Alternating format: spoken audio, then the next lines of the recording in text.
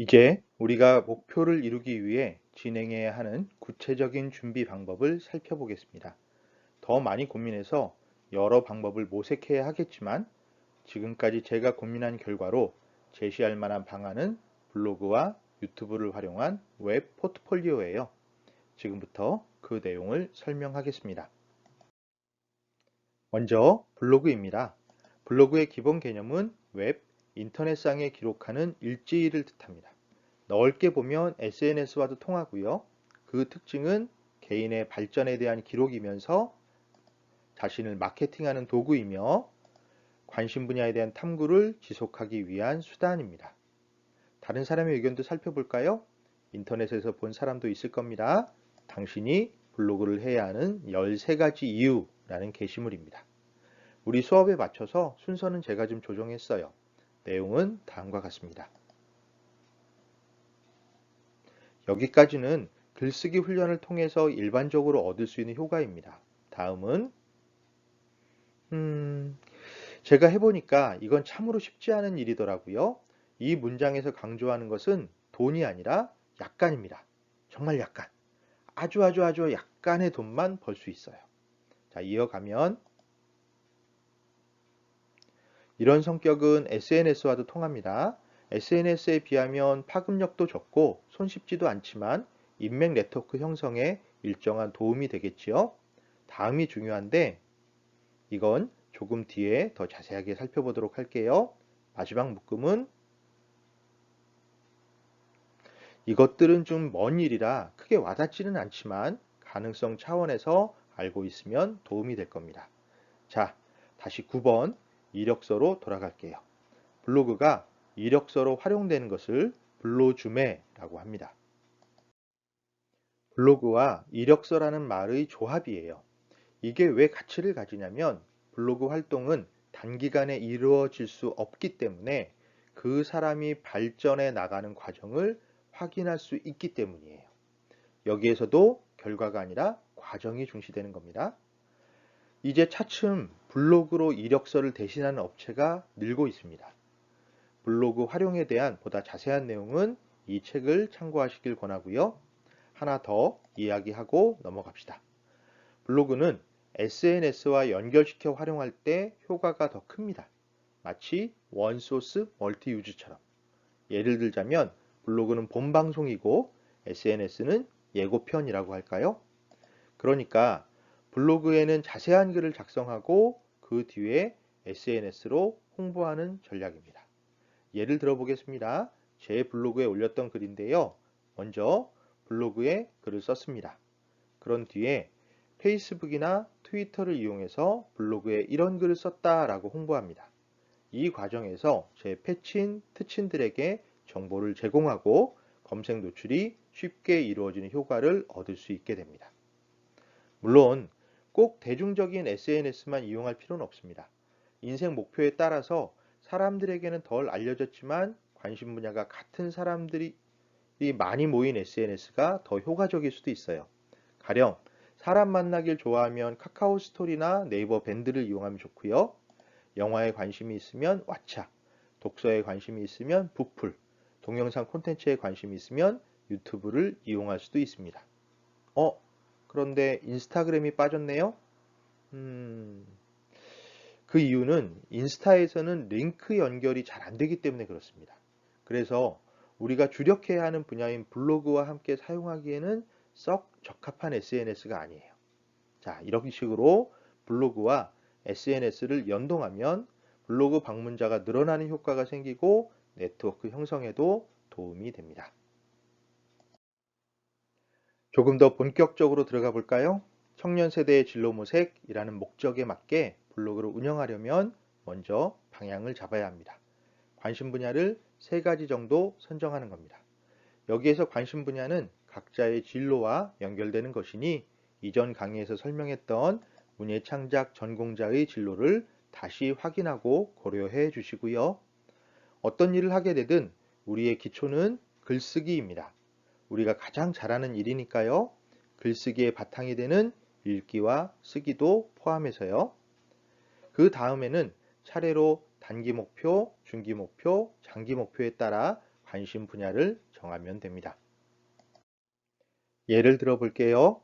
어떤 학생이 관심 분야를 영화, 마케팅, 여행 작가로 선정했다고 합시다. 먼저 인생 계획을 잡아야 하겠지요? 선정된 관심 분야 중에서는 영화와 마케팅을 묶어서 일모작 직업으로 선택할 수 있겠습니다.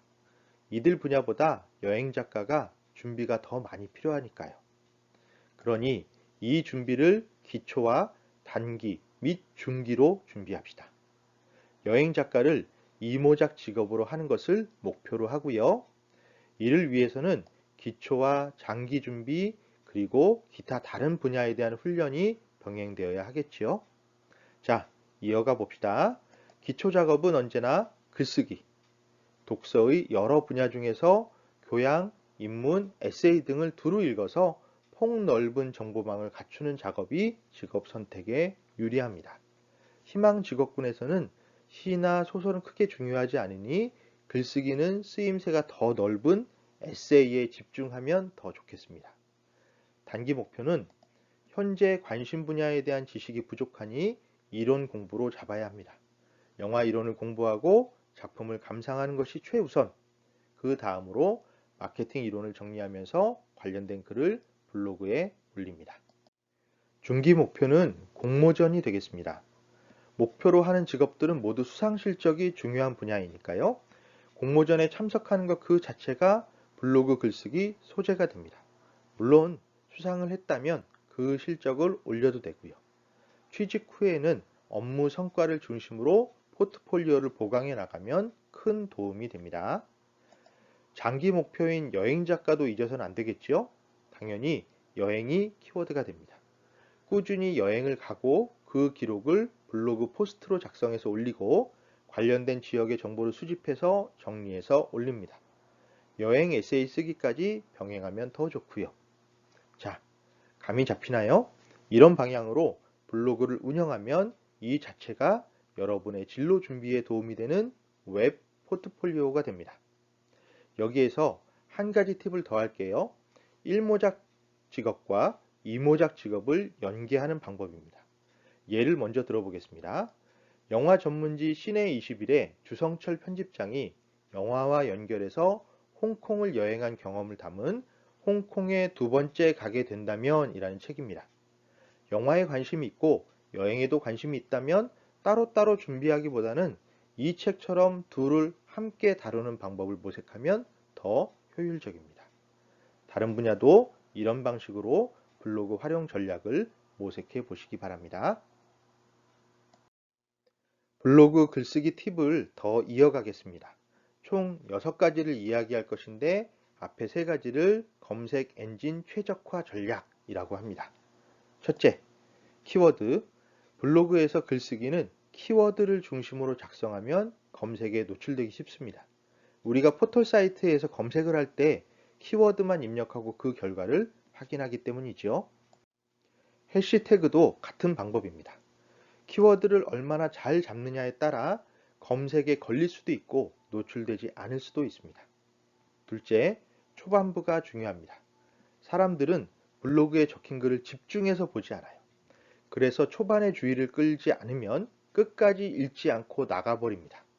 발단, 전개, 위기, 절정, 결말 중에서 절정을 가장 앞에 보여준 뒤에 글을 전개하는 방법이라고 하겠습니다. 본문뿐만이 아니라 제목도 동일합니다. 앞부분에 포인트를 줘야 돼요. 셋째, 재미가 곧 핵심입니다.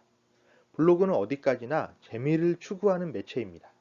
그러니까 지나치게 어렵거나 전문적이면 주목받기 어려워요. 논문보다는 에세이, 학술서보다는 교양서적처럼 접근해야 합니다. 그런데 간과해선 안 되는 것은 재미의 의미는 아주 넓다는 겁니다. 흔히 말하는 엔터테인먼트만 재미는 아니에요. 감성을 자극하는 것도 재미고 유용한 정보를 제공하는 것도 재미고 그저 가벼운 장난 또한 재미라고 할 수 있겠습니다. 이제부터는 더 일반적인 내용을 소개하겠습니다. 넷째, 질보다 양.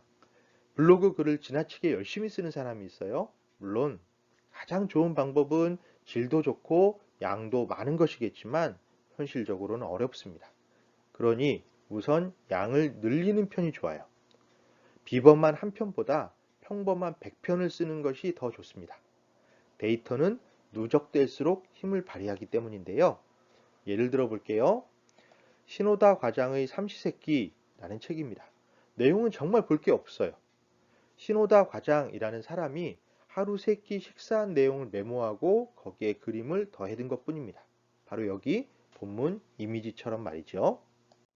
그런데 27에 시작한 이 기록이 50대까지 이어지면서 대학노트 45권 분량으로 누적이 되니까 이 소소한 기록에서 인생이 보이기 시작합니다. 대단하지 않아도 좋습니다. 아주 작은 일부터 시작하세요. 처음에는 별다른 반응이 없어도 100편의 포스트가 쌓이면 힘을 발휘하기 시작할 겁니다. 저작권 문제는 항상 조심해야 합니다. 글꼴은 블로그 업체에서 사용하는 기본 서체를 사용하시고 인용할 때는 꼭 출처를 밝혀두세요. 특히 요즘에는 이미지의 저작권이 문제가 되는 경우가 많습니다. 공개된 자료인 포스터나 표지를 활용하는 편이 좋아요. 신문 기사와 동영상은 직접 옮기지 말고 가능한 링크로 대체하는 편이 좋겠습니다. 나아가 어떤 식으로든 정보를 가공해야 합니다.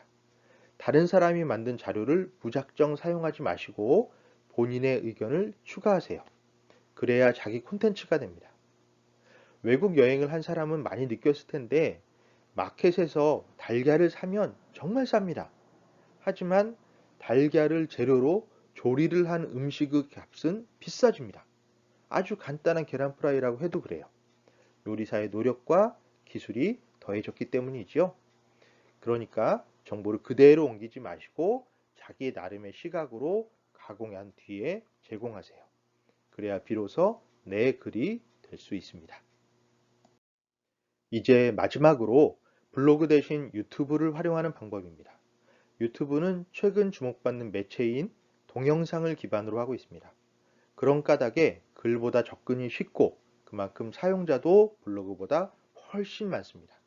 특히 영상 관련 진로를 생각하는 사람에게 유용하지요. 꼭 진로를 염두에 두지 않더라도 최근에는 영상 콘텐츠를 기획하고 제작하는 능력이 기본적인 업무 역량으로 인정받고 있습니다. 가령 인터넷 서점이나 출판사에서 근무한다고 해도 이전처럼 문서로만 책을 소개하는 것이 아니라 관련 영상을 만들어 올리는 경우가 많습니다. 그만큼 영상 콘텐츠를 기획하고 제작할 수 있는 역량을 갖춘 사람에게는 취업의 기회가 늘어나고 있다라는 뜻이죠. 하지만 유튜브, 영상 콘텐츠는 블로그에 비해서 치명적인 약점을 가지고 있어요. 바로 기획, 대본, 촬영, 편집 등의 과정이 번거롭기 때문에 지속적으로 창작이 이루어지기 어렵다라는 점입니다. 그래서 블로그를 먼저 소개했던 겁니다. 하지만 지속할 수만 있다면 유튜브가 효과는 훨씬 더 큽니다. 이런 내용을 충분히 고려해서 각자 자신에게 적합한 방법을 활용해 보시기 바랍니다. 물론 꼭 하나의 방법만 선택해야 하는 것은 아닙니다. 발표 채널을 보다 다채롭게 유지하는 방법도 충분히 가능합니다. 우리가 스토리텔링, 문화 콘텐츠 산업 수업에서 공부했던 OSMU, 즉 원소스 멀티유즈 전략을 응용하는 방법이죠. 유튜브의 여러 영역 중에서도 책을 소개하는 북튜버를 사례로 살펴보겠습니다. 북튜버인 만큼 책을 먼저 읽어야 되겠죠? 종이책으로 읽든 전자책으로 읽든 어떤 식으로든 독서 행위가 선행되어야 합니다. 그리고 그 감상이나 분석 혹은 우리가 하고 싶은 말을 블로그로 씁니다.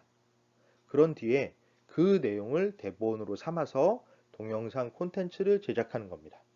물론 선호도에 따라서는 오디오 콘텐츠를 만들어 팟캐스트로 제공해도 좋습니다. 이렇게 되면 하나의 콘텐츠를 몇 개의 채널에서 두루 활용할 수 있게 되는 겁니다. 일석이조, 경우에 따라서는 일석삼조의 효과를 얻을 수 있는 것이죠. 실제로 많은 유튜버들이 사용하는 방법이에요. 자, 그렇다면 문예 창작을 전공하는 사람이 어떠한 유튜브 콘텐츠를 만들 수 있는지 사례를 살펴봅시다. 가장 쉽게 접근할 수 있고 지속적인 창작이 가능한 방법은 리뷰 혹은 소개 콘텐츠를 만드는 것이죠. 전공이나 교양 수업을 듣다 보면 어쩔 수 없이 작품을 감상해야 하니까요. 리포트로 작성해야 하는 경우도 적지 않고요. 그렇다면 그 결과를 제출하고 끝내지 말고 그 내용을 대본으로 삼아서 리뷰나 소개 영상을 만들어 볼 수 있겠습니다. 민음사에서 운영하는 유튜브 채널처럼 문학 작가나 작품이 대상이 될 수도 있고요. 만화나 애니메이션 분석도 가능하겠습니다. 공연을 좋아하는 사람이라면 또 그것을 활용해도 좋지요. 이외에도 영화, 드라마, 광고, 전시, 답사 등등등등등 우리가 체험하는 거의 모든 대상으로 리뷰 영상을 만들 수가 있습니다. 또 여러분은 학생이니 당연히 공부할 내용이 있죠. 그러면 이것을 유튜브 콘텐츠의 소재로 활용할 수 있겠습니다. 위에 살펴봤던 리뷰처럼 꼭 대상을 정할 필요는 없고요. 여기에 해당하는 콘텐츠들은 결과가 아니라 과정에 주목하는 방식입니다. 자기 세부 전공 분야에서 공부하는 내용을 차곡차곡 쌓아간다라는 생각으로 진행하세요. 너무 큰 성과를 보여주겠다는 생각보다는 그때그때 새로 알게 된 내용을 추가하는 방식이 더 좋습니다. 앞서 설명한 내용처럼 블로그와 유튜버는 몇 개의 콘텐츠로 인정받는 것이 아니라 꾸준하게 누적이 될 때 그 힘을 발휘하게 됩니다. 질보다 양이 더 중요해요. 어느 정도 결과가 쌓인 뒤에는 그것을 활용하는 방법도 고민할 수가 있겠습니다. 자신의 기획력과 활용 능력을 보여주는 방안인데요. 한 작가나 작품에 대한 소개에서 그 폭을 더 넓혀서 특정 장르나 테마를 정해서 대표작을 추천하는 방식도 아주 좋습니다. 여기 사례로 든 것처럼 SF 소설에 입문하고 싶다면 이라는 주제도 좋고요. 가을에 떠오르는 시 3편 이런 주제도 좋지요. 문학과 여행을 접목해서 문학기행 콘텐츠를 만들어도 좋겠고요. 관심 있는 사람들끼리 모여서 낭독극 같은 간단한 방식으로 공연을 기획하고 그 공연의 내용을 촬영해서 콘텐츠를 제공하는 것도 좋은 방법이겠습니다. 자, 이런 분야들은 이제 막 만들어지고 있습니다. 그래서 작은 결과로도 주목을 받기 쉬워요. 결국 아이디어가 중요합니다. 다른 분야가 그러하듯 기획도 연습하면 할수록 좋은 아이템을 얻을 수 있으니 다양하게 시도해 보시기를 권합니다. 자, 수고 많이 하셨습니다. 이렇게 해서 청년 세대의 진로 모색 기본적인 내용은 모두 마무리했습니다. 물론 아직 부족한 부분은 남아 있습니다. 무엇보다 우리에게 친숙하고 가장 지속적으로 진행할 수 있는 독서 방법론도 더 공부할 필요가 있고요. 청년 세대에게 당장 도움이 될 수 있는 실전 경제 공부도 필요하고요. 그리고 무엇보다 진로 모색에 직접적으로 도움이 되는 고민의 기술도 정말 필요한 내용이죠. 공부할 내용은 참으로 많은데 허락된 시간은 많지 않네요. 기회가 닿는 대로 나머지 공부 자료를 만들어 보겠습니다.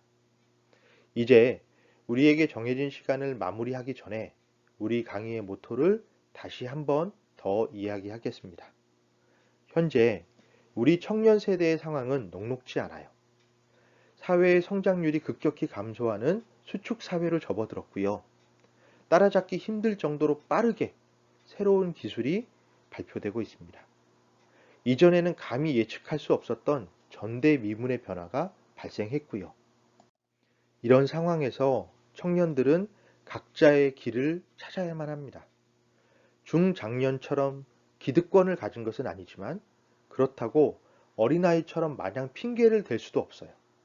이제 스스로 책임을 지면서도 아직 남은 시간을 충실히 활용해서 자기 길을 찾아야 합니다. 누구도 도와주지 않는, 아니, 결코 누구도 도와줄 수 없는 인생길을 홀로 걸어가야 합니다. 쉽지 않죠. 하지만 잊지 마시기 바랍니다. 여러분의 곁에는 여러분을 도와주려는 사람들이 있습니다. 그러니까 혼자 고민하지 말아요. 저와 함께 교수님들과 함께 우리 함께 고민합시다. 우리는 분명히 길을 찾을 수 있다고 믿습니다. 그동안 청년 세대의 진로 모색 동영상 강의 듣느라 고생 많이 했습니다. 또 만납시다. 감사합니다.